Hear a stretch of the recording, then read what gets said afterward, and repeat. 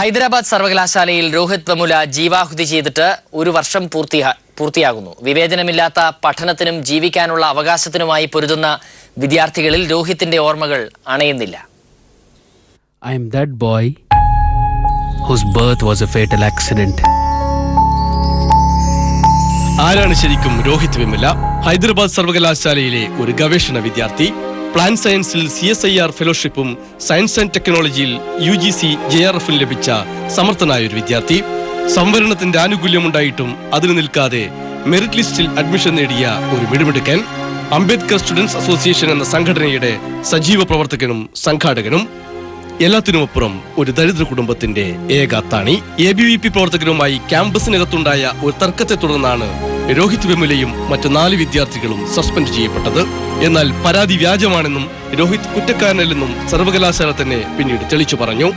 BJP നേതാവും കേന്ദ്ര തൊഴിൽ മന്ത്രിയുമായ ബന്ദാരു ദത്താത്രേയയുടെ പ്രത്യേക നിർദ്ദേശപ്രകാരം കേന്ദ്ര മാനവവിഭവശേഷി വകുപ്പ് മന്ത്രി സ്മൃതി ഇറാനി തന്റെ ശരിയായ ശേഷി പുറത്തെടുത്തു.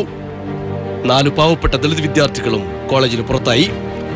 ചീഫ് വാർഡനായിരുന്നപ്പോൾ 13 ദളിത് വിദ്യാർത്ഥികളെ പുറത്താക്കി കഴിവ് തെളിയിച്ച അപ്പാർ റാവുവിനെ VC-ആക്കിക്കൊണ്ടായിരുന്നു ഈ കാടൻ നടപടി. ക്യാമ്പസിനകത്ത് വിദ്യാർത്ഥികൾ വലിയ സാമൂഹ്യ ബഹിഷ്കരണത്തിന് ഇരകളായി. ഒടുവിൽ സമ്മർദ്ദം താങ്ങാനാകാതെ ഹോസ്റ്റലിൽ തന്റെ പ്രസ്ഥാനത്തിന്റെ വിമോചന സ്വപ്നങ്ങളുടെ കൊടിയിൽ രോഹിത് ജീവനൊടുക്കി. രാജ്യം കണ്ട ദളിത് പോരാട്ടത്തിന്റെ കഠിന രാഷ്ട്രീയ ചരിത്രത്തിലേക്ക് മറ്റൊരു ഉജ്ജ്വലമായ ജീവിതാധ്യായം കൂടി എഴുതി ചേർക്കപ്പെട്ടു. ഹൈദരാബാദ് സർവകലാശാലയിൽ കഴിഞ്ഞ 10 വർഷത്തിനുള്ളിൽ ആത്മഹത്യ ചെയ്യുന്ന 9ാമത്തെ ദളിത് വിദ്യാർത്ഥിയായിരുന്നു രോഹിത്. പക്ഷെ രാജ്യം ആളിക്കത്താൻ നിമിത്തമായത് രോഹിത്തിന്റെ ജീവാഹുതിയിൽ.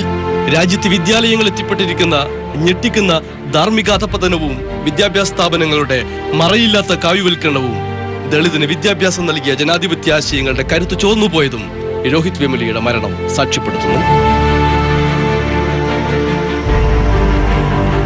എന്റെ ജനനമാണ് എന്റെ കുറ്റമെന്ന് ആത്മഹത്യാക്കുറിപ്പിൽ രോഹിത് എഴുതിയിട്ടുണ്ട്.